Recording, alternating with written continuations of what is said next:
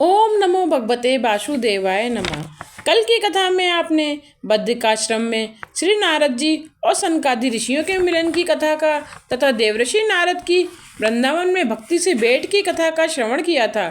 आज की कथा में आप भक्ति के कष्ट की निवृत्ति और आत्मदेव ब्राह्मण और धुंधली की कथा का श्रवण करेंगे। साथ ही साथ जानेंगे कि किस तरीके से प्रत्येक परिस्थिति में संतोष ही सच्ची वैष्णवता है। श्री भागवत में मुख्य कथा है नंद महोत्सव की। इस कथा के भी 18 श्लोक हैं। श्री भागवत पर प्राचीन और उत्तम टीका श्रीधर स्वामी जी की है। उन्होंने किसी सांप्रदायिक सिद्धांतों का सहारा न लेकर स्वतंत्र रीति से भागवत तत्व का विचार किया है। इस श्रीधर टीका पर बंशीधर महाराज की टीका है। उन्होंने कहा है कि हमारे ऋषि मुनियों ने केवल निस्वार्थ भाव से इस ग्रंथ की रचना की है। श्रीमद् भागवत की महिमा का वर्णन कौन ही कर सकता है। भागवत तो श्री नारायण का ही रूप है। श्री भगवान जब गौलोक पधारे तब उन्होंने अपने तेज स्वरूप को इस ग्रंथ में रखा था। ऐसा 11 स्कंद में लिखा हुआ है। अतः भागवत भगवान की शब्दमयी साक्षात मूर्ति है। श्री कृष्ण की बाणमय मूर्ति है। उद्धव जी ने जब पूछा कि आपके स्वर्गधाम गमन के बाद इस पृथ्वी पर अधर्म बढ़ेगा तो धर्म किसके शरण में जाएगा, श्री भगवान ने तब कहा था कि मेरी भागवत का जो आश्रय लेगा उसके घर में कली नहीं जा सकेगा। श्री भागवत भगवान का नाम स्वरूप है। नाम स्वरूप से ही अन्य रूप सिद्ध होते हैं। मन के मैल को दूर करने के लिए ही यह भागवत शास्त्र है। मन को शुद्ध करने का साधन भागवत कथा है। यह कथा सुनने के बाद भी यदि पाप करना चालू रखोगे तो यमदूतों की ओर से 2 चांटे और खाने पड़ेंगे। ईश्वर के साथ प्रेम करने का साधन यह भागवत शास्त्र है। मनुष्य पत्नी, धन संपत्ति, भोजन आदि के साथ तो प्रेम करता है परंतु प्रभु के साथ प्रेम नहीं करता है, इसीलिए वह दुखी है। श्री रामानुजाचार्य के जीवन में एक प्रसंग हुआ था। रंगदास नाम का एक सेठ था जो एक वैश्या पर अतिशय आसक्त था। एक दिन रंगदास और वह वैश्या प्रभु श्री रंगनाथ जी के मंदिर के पास से निकले। श्रीमंत सेठ रंगदास वैश्या के सिर पर छाता पकड़े हुए जा रहे थे। ठीक उसी समय श्री रामानुजाचार्य जी मंदिर से बाहर निकले। उन्होंने यह दृश्य देखा। ये भी ईश्वर के ही जीव हैं और वे भी ईश्वर से मिल जाएं तो उनका भी उद्धार हो जाए। ऐसा सोचकर वे उनसे मिल गए। रास्ते पर जाकर वे उस रंगदास से मिले और बोले कि आप इस वैश्या से जो प्रेम करते हैं उसे देखकर मुझे बहुत आनंद हुआ। अस्थि और विष्ठा से भरी इस स्त्री से तुम प्रेम करते हो। इस स्त्री की तुलना में मेरे प्रभु श्री रंगनाथ जी अति सुंदर हैं। इस स्त्री से जैसा प्रेम करते हो ऐसा प्रेम प्रभु से करो। प्रेम करने योग्य तो एक परमात्मा ही है। ऐसा कहकर उन्होंने रंगदास को एक चांटा मारा। रंगदास की वहाँ समाधि लग गई। उसे श्री रंगनाथ जी का दर्शन हुआ। उस दिन के बाद रंगदास ने किसी भी दिन स्त्री से प्रेम नहीं किया। मनुष्य अपना प्रेम पात्र हर क्षण बदलता रहता है परंतु कहीं भी इसे संतोष और शांति नहीं मिलती। बाल्यावस्था में माता से प्रेम करता है, कुछ बड़े होने पर मित्रों से प्रेम करता है, विवाह हुआ तो पत्नी से प्रेम करता है, कुछ समय बीत जाने के बाद अपनी उसी प्यारी पत्नी का तिरस्कार करने लगता है और उससे कहता है कि तेरे साथ विवाह करने में मेरी बड़ी भारी भूल की है। उसके बाद वह पुत्रों से प्रेम करता है, उसके बाद वह धन से प्रेम करता है। अतः ईश्वर को ही प्रेम का पात्र बनाओ कि जिससे प्रेम का पात्र बदलने का प्रसंग ही ना आए। श्री भागवत शास्त्र बार बार सुनोगे तो परमात्मा से प्रेम बढ़ेगा। आजकल लोग भक्ति तो बहुत करते हैं परंतु भगवान को साधक और सांसारिक सुखों को साध्य मानकर ही करते हैं। अतः भक्ति सार्थक नहीं होती है और लोग दुखी होते हैं। श्री भगवान को ही साध्य मानो, संसार के सुखों को नहीं। कथा में हास्य रस गौण है। कथा किसी को हंसाने के लिए नहीं है। कथा तो ईश्वर को प्रसन्न करने के लिए है।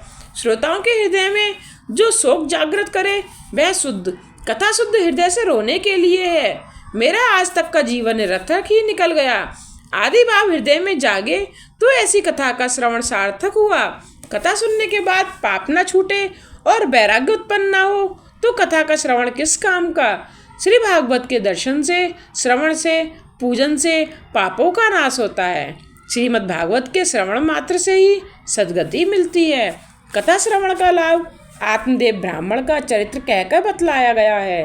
बिना दृष्टांत का सिद्धांत मन को नहीं छूता है। अतः आत्मदेव ब्राह्मण का चरित्र कहा गया है। कथा केवल रूपक ही नहीं है, कथा की लीला सच्ची है और उसमें कहा गया है अध्यात्म सिद्धांत भी सत्य है। तुंगभद्रा नदी के किनारे एक ग्राम था। वहाँ आत्मदेव नामक एक ब्राह्मण अपनी पत्नी धुंधली के साथ रहता था। आत्मदेव पवित्र था, परंतु धुंधली स्वभाव की क्रूर, झगड़ने वाली और दूसरों की नुक्ताचीनी करने वाली थी। आत्मदेव निसंतान थे। संतान के अभाव से आत्मदेव दुखी थे। संतान के लिए आत्मदेव ने बहुत प्रयत्न किए, परंतु कोई सफलता नहीं मिली। अतः उसने आत्महत्या करने का निश्चय किया। आत्मदेव ने वन की ओर प्रयाण किया। घूमते फिरते रास्ते में एक नदी का किनारा आया। वहाँ उसे एक महात्मा मिले। आत्मदेव उस महात्मा के पास गया और रोने लगा। महात्मा ने उससे उसके दुख का कारण पूछा। आत्मदेव ने कहा कि मेरे पास खाने पीने के लिए तो बहुत कुछ है, परंतु मेरे पास खाने वाला कोई नहीं है। अतः मैं दुखी हूँ, इसलिए मरने की इच्छा से आत्महत्या करने के लिए यहाँ आया हूँ। महात्मा ने कहा कि तुम्हें कोई संतान नहीं है, यह तो परमात्मा की कृपा है। पुत्र परिवार ना हो तो समझ लो कि ठाकुर जी ने तुम्हारे हाथों में ही सब कुछ कराने को तुम्हारे भाग्य में लिखा है और इसलिए तुम्हें कोई संतान नहीं दी है। पुत्र तो दुख रूप है। ईश्वर जैसी भी स्थिति में तुम्हें रखे, वैसी ही स्थिति में संतोष मानकर ईश्वर का स्मरण करना चाहिए। तुकाराम महाराज कहते हैं, ठेवीले अनंते तैसे ची रहावे, चिति असोधावे समाधान। अतः ईश्वर जिस स्थिति में रखे उसी में आनंद मानना चाहिए। एक बार एकनाथ महाराज विठलनाथ जी के मंदिर में दर्शन करने गए। एकनाथ जी को सुयोग्य पत्नी मिली थी, इसलिए वे श्री भागवत का उपकार मानते थे। वे कहते थे कि मुझ स्त्री का संग नहीं सत्संग दिया है। थोड़ी देर बाद उस मंदिर में भक्त तुकाराम जी दर्शन करने आए। तुकाराम की पत्नी कर्कशा थी। कर्कशा पत्नी के लिए भी तुकाराम जी भागवत का उपकार मानते थे। वे कहते थे कि हे भगवान, यदि तुमने अच्छी और सुंदर पत्नी दी होती तो मैं सारा दिन उसी के पीछे लगा रहता और तुमको भूल जाता। अतः मेरा तो कर्कशा पत्नी मिलने पर भी भला ही हुआ है। एकनाथ जी को अनुकूल पत्नी मिली तो उन्हें इसी में आनंद है, और तुकाराम जी को प्रतिकूल पत्नी मिली तो भी उन्हें आनंद है। दोनों को अपनी अपनी परिस्थिति में संतोष है और भगवान का उपकार मानते हैं। पत्नी की मृत्यु हुई तो नरसिंह मेहता ने भी आनंद ही माना और कहा, भलुम यथुम भांगी जंजाल सुखे भजीसुम श्री गोपाल। अर्थात अच्छा हुआ, श्री कुटुंब का झंझट छूट गया। अब तो मैं बड़े सुख से निश्चित मन से श्री गोपाल का भजन कर सकूंगा। एक संत की पत्नी अनुकूला थी, दूसरे की प्रतिकूला थी और तीसरे की संसार को छोड़कर चली गई। फिर भी ये तीनों महात्मा अपनी अपनी परिस्थिति से संतुष्ट हैं। सच्चा वैष्णव वही है जो कि किसी भी परिस्थिति में परमात्मा की कृपा का ही अनुभव करता है और मन को शांत और संतुष्ट रखता है। मन को शांत रखना भी बड़ा पुण्य है। माता और पिता को अपने पुत्र के लिए बहुत चिंता रहती है, परंतु पुत्रैषणा के साथ साथ अनेक वासनाएं भी आती हैं।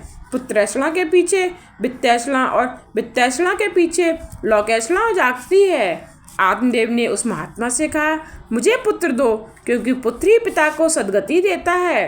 अपुत्रस्य गतिर्नास्ति। वे महात्मा आत्मदेव को समझाते हैं कि श्रुति भगवती एक स्थान पर कहती हैं कि पुत्र से मुक्ति नहीं मिलती।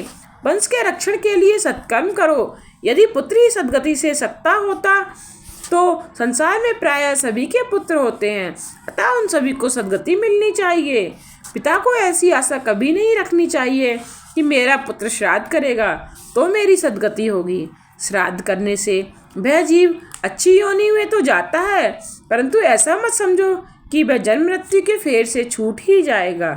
श्राद्ध और पिंडदान मुक्ति नहीं दिलाते हैं। श्रद्धा कर्म और धर्म है।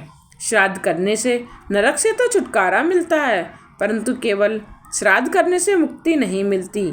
श्राद्ध करने की मनाही नहीं करते हैं। श्राद्ध करने से पितृगण प्रसन्न होते हैं और आशीर्वाद देते हैं। पिंडदान का सही अर्थ कोई समझता ही नहीं है। इस शरीर को पिंड कहते हैं। इसे परमात्मा को अर्पण करना ही पिंडदान है। यह निश्चय करना है कि मुझे अपना जीवन ईश्वर को अर्पण करना है, और इसी प्रकार जीवन जो ईश्वर को अर्पण करे उसी का जीवन सार्थक है और उसी का पिंडदान सच्चा है। अन्यथा यदि केवल आटे के पिंडदान से ही मुक्ति मिल जाती तो ऋषि मुनि ध्यान, योग, तप आदि साधनों का निर्देश करते ही क्यों? जीवन मृत्यु के त्रास से छुड़ाता है केवल सत्कर्म, और वह सत्कर्म भी अपना ही किया हुआ। स्वयं ही अपनी आत्मा का उद्धार करना है। जीव स्वयं ही अपना उद्धार कर सकता है। स्वयं अपने द्वारा ही अपनी आत्मा का संसार समुद्र से उद्धार करें और अपनी आत्मा को अधोगति की ओर ना ले जाएं। जीव का उद्धार वह स्वयं ना करेगा तो और कौन करेगा? मनुष्य के अपने सिवा और कोई हितकारी हो सकता है? यदि वह स्वयं अपना श्रेय ना करेगा तो पुत्रादि क्या करेंगे? ईश्वर के लिए जो जीता है उसे अवश्य मुक्ति मिलती है। श्रुति भगवती तो कहती हैं, जब तक ईश्वर का अपरोक्ष अनुभव ना हो, ज्ञान ना हो, तब तक मुक्ति मिलती ही नहीं है। मृत्यु के पहले जो भगवान का अनुभव करते हैं उन्हें ही मुक्ति मिलती है। परमात्मा के अपरोक्ष साक्षात्कार बिना मुक्ति नहीं मिलती। उसे जानकर ही मनुष्य मृत्यु का उल्लंघन कर जाता है। परम पद की प्राप्ति के लिए इसके सिवा अन्य कोई मार्ग है ही नहीं। श्री भागवत को जाने बिना दूसरा कोई उपाय नहीं है, अन्यथा केवल श्राद्ध करने से कोई मुक्ति मिलती नहीं है। अपने पिंड का दान करोगे, अर्थात अपने शरीर को ही श्री परमात्मा को अर्पण करोगे तो तुम्हारा कल्याण होगा। अपना पिंडदान तुम स्वयं अपने हाथों से ही करो, वही उत्तम है। जो पिंड में है वही ब्रह्मांड में है। निश्चय करो कि इस शरीर रूपी पिंड को श्री परमात्मा को अर्पण करना है। तुम अपना पिंडदान स्वयं ही क्यों नहीं करते हो? घर में जो कुछ है वह सब काम में लगा दो और नारायण नारायण करो। आत्मदेव को महात्मा की यह बात ना जची। उसने कहा कि पुत्र सुख से आप सन्यासी लोग अपरिचित हैं, अतः आप ऐसा कहते हैं।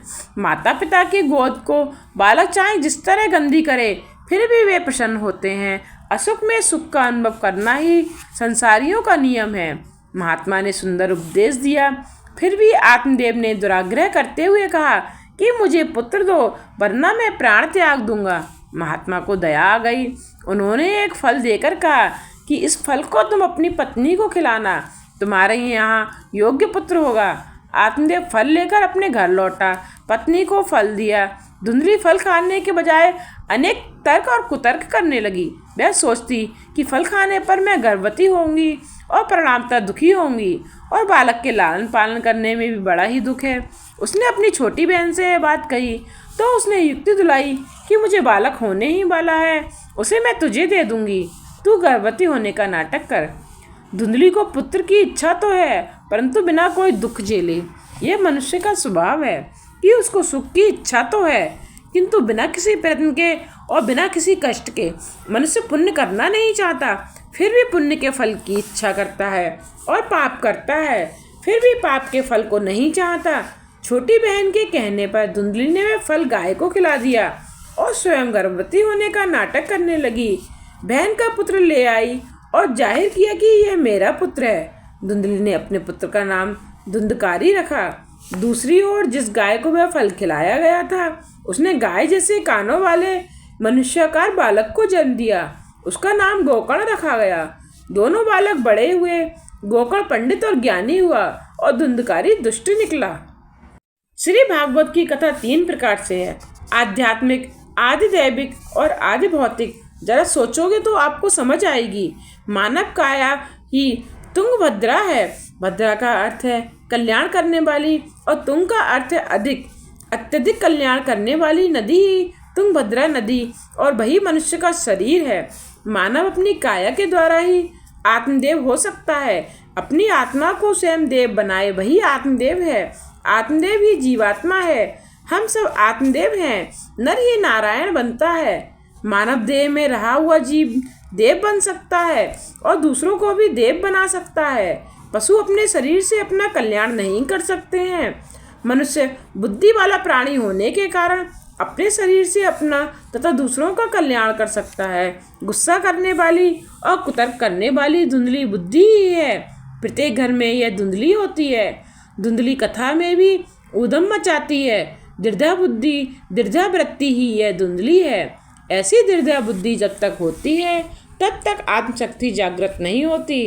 बुद्धि दूसरों की बातों में नाहक टांग अड़ाती है। यह बहुत बड़ा पाप है। मैं कौन हूँ, मेरे स्वामी कौन है, इसका विचार बुद्धि नहीं करती है। बुद्धि के साथ आत्मा का विवाह तो हुआ, किंतु जब तक उसे कोई महात्मा ना मिले, सत्संग ना हो, तब तक विवेक नहीं आता है और विवेक रूपी पुत्र का जन्म नहीं होता है। विवेक ही आत्मा का पुत्र है। बिनु सत्संग विवेक न होई। आत्मा और बुद्धि के संबंध से विवेक रूपी पुत्र का जन्म यदि नहीं होता तो संसार रूपी नदी में जीव डूब मरता है। जिसके घर में विवेक रूपी पुत्र नहीं होता वह संसार रूपी नदी में डूब जाता है। इसी से तो आत्मदेव गंगा किनारे पर डूब मरने के लिए जाता है। विवेक सत्संग से जागृत होता है और विवेक आत्मा को आमंत्रित करता है। स्वयं देव बनने की और दूसरों को बनाने की शक्ति आत्मा में है, किंतु इस आत्मशक्ति को जागृत करना है। हनुमान जी समर्थ थे, किंतु जाम्बान ने उनको अपने स्वरूप का ज्ञान कराया, तभी उन्हें अपने स्वरूप का ज्ञान हुआ। आत्मशक्ति सत्संग से जागृत होती है। सत्संग के बिना जीवन में दिव्यता आती ही नहीं है। संत महात्मा द्वारा दिया गया विवेक रूपी फल बुद्धि को पसंद नहीं है। बुद्धि धुंधली की छोटी बहन है। मन बुद्धि की सलाह लेता है तो दुखी होता है। मन कई बार आत्मा को धोखा देता है। मन स्वार्थी है। मन कहे वह मत करना, सलाह सिर्फ ईश्वर की ही लेनी चाहिए। कुछ विचार करो, आत्मदेव की आत्मा भोली है, उसे मन बुद्धि बार बार धोखा देते हैं। मन की सलाह लो। आत्मदेव मन बुद्धि का छल समझ नहीं सका, फल गाय को खिलाया। गा अर्थात गाय इंद्रिय भक्ति आदि अर्थ होता है। फल गाय को अर्थात इंद्रिय को खिलाया। सूत जी समझाते हैं कि सत्संग से तुरंत ही इंद्रियों की शुद्धि नहीं होती। मन और बुद्धि जब भागवत और भगवान का आसरा लेंगे तभी शुद्ध होंगे। धुंधकारी कौन? सारा समय द्रव्य सुख और काम सुख का चिंतन करे वही धुंधकारी है। जिसके जीवन में धर्म नहीं किंतु काम सुख और द्रव्य सुख प्रधान है वही धुंधकारी है। सूत जी सावधान करते हैं और कहते हैं कि बड़ा होने पर धुंधकारी 5 वेश्याओं में फंस जाता है। शब्द, स्पर्श, रूप, रस और गंध, ये 5 विषय ही वेश्याएं हैं। ये 5 विषय ही धुंधकारी अर्थात जीव को बांधते हैं। वह सबके हाथों से खाता है। साफ लिखा है, सब हस्ते भोजनम। सबके हाथ कौन है? जो हाथ परोपकार नहीं करते वही हाथ सबके हाथ हैं। जिन हाथों से श्री कृष्ण की सेवा ना हो, जो हाथ परोपकार ना करें, वे हाथ सबके हाथ ही हैं। धुंधकारी स्नान और शौच क्रिया से हीन था, कामी था, अतः स्नान तो करता ही होगा, परंतु स्नान के बाद संध्या सेवा ना करे तो वह स्नान व्यर्थ ही है। अतः कहा गया है कि स्नान करता ही नहीं था। स्नान करने के पश्चात सत्कर्म ना हो तो वह स्नान पशु स्नान है। स्नान करने के बाद यदि सत्कर्म ना किया जाए तो वह स्नान किस काम का? स्नान केवल शरीर को ही स्वच्छ रखने के लिए नहीं है। स्नान करने के बाद सेवा, संध्या, गायत्री ना हो तो वह स्नान भी पाप हो जाता है। शास्त्रों में 3 प्रकार के स्नान बताए गए हैं। उनमें ऋषि स्नान श्रेष्ठ है। उषा काल में 4 से 5 बजे के समय में जो स्नान किया जाए वह ऋषि स्नान है। इसके बाद 5 से 6 बजे तक के समय में किया गया स्नान मनुष्य स्नान है और 6 बजे के बाद किया जाने वाला स्नान राक्षसी स्नान है। भगवान सूर्य नारायण के उदय के पश्चात दंत धावन, शौच आदि करना योग्य नहीं है। सूर्य बुद्धि के स्वामी देव हैं। उनकी संध्या करने से बुद्धि सतेज होती है। स्नान और संध्या नियमित करो। सम्यक ध्यान ही संध्या है। नित्य सत्कर्म किए बिना किया जाने वाला भोजन भोजन नहीं है। ऐसा मनुष्य भोजन नहीं करता है किंतु पाप का प्राशन करता है। गीता में कहा गया है, जो पापी लोग अपने शरीर के पोषण के लिए अन्नोत्पादन करते हैं वे पाप का भोजन कर रहे हैं। अतः हमेशा सत्कर्म करो, आयुष्य का सदुपयोग करो। तन और मन को दंड दोगे तो पाप का क्षय होगा और पुण्य की वृद्धि होगी। अपने मन को आप स्वयं दंड नहीं देंगे तो और कौन देगा? पुत्र के दुराचरणों को देखकर आत्मदेव को गिलानी हुई। उसने सोचा कि वह पुत्रहीन ही रहेगा तो अच्छा होता। धुंधकारी ने सारी संपत्ति का व्यय कर दिया। अब तो वह माता पिता को भी पीटने लगा। पिता के दुख को देखकर गोकर्ण पिता के पास आया। गोकर्ण पिता को वैराग्य का उपदेश देता है। यह संसार असार है और दुख रूप तथा मोह से बांधने वाला है। किसका पुत्र और धन भी किसका। संसार को बंध्यासुत की उपमा दी गई है। संसार माया का पुत्र है, और जब माया मिथ्या है तो संसार वास्तविक कैसे हो सकता है। गौकर्ण आत्मदेव से कहता है कि अब तुम घर बार छोड़कर वनगमन करो, घर के मोह का अब त्याग करो, अब कुछ समझ बूझ कर स्वयं छोड़ दो, नहीं तो काल बलात् छुड़ाएगा। यह देह हाड़ मांस और रुधिर का पिंड है, इसे अपना मानना छोड़ दो। स्त्री पुत्र आदि की ममता छोड़ो। यह संसार क्षण भंगुर है, इनमें से किसी भी वस्तु को स्थायी समझकर उसमें राग मोह ना करो। केवल वैराग्य के रसिक बनो और भगवान की भक्ति में डूब जाओ। संसार मोह के त्याग के बिना भक्ति नहीं होती। किसी भी प्रकार से मन सांसारिक विषयों में से वितरागी करके प्रभु प्रेम में लगाओ। संसार आसक्ति नष्ट न होगी तब तक भगवद आसक्ति सिद्ध न होगी। संसार के विषय में मत फंसे रहो, ठाकुर जी के चरणों में रहो। ये देह अपना नहीं है, कारण इसे हम हमेशा रख नहीं सकेंगे, और तो और अपना होगा ही कौन। पिताजी, अब बहुत गुजर गई और थोड़ी ही रही। गंगा के किनारे जाकर ठाकुर जी की सेवा करो। मन को विक्षेप होने पर उसे कृष्ण लीला की कथा में लगा दो। भावना रखोगे तो हृदय का परिवर्तन होगा। सेवा और सत्कर्म में परदोष रत्न विघ्न करता है, अतः परदोष रत्न का त्याग करो। पिताजी, अब तुम श्री भगवान का आश्रय लेकर भगवान में जीवन बिताओ। भगवान में जीवन जीने के लिए ध्यान, जप और पाठ अति आवश्यक है। आज की कथा को यहीं विश्राम देते हुए कल की कथा में आप गया श्राद्ध की कथा और धुंधकारी को प्रेत योनि की प्राप्ति और श्रीमद् भागवत कथा से उसका प्रेत योनि से उद्धार की कथा का श्रवण करेंगे। अगर आपको मेरी कथा पसंद आई हो तो मेरी वीडियो को लाइक और शेयर जरूर कीजिएगा, और मेरे आने वाले वीडियोज के लिए मेरे चैनल को सब्सक्राइब करके बेल आइकन पर प्रेस करके ऑल पर क्लिक करना न भूलिएगा, जिससे आने वाले वीडियोज के नोटिफिकेशन आप तक पहुँचते रहें।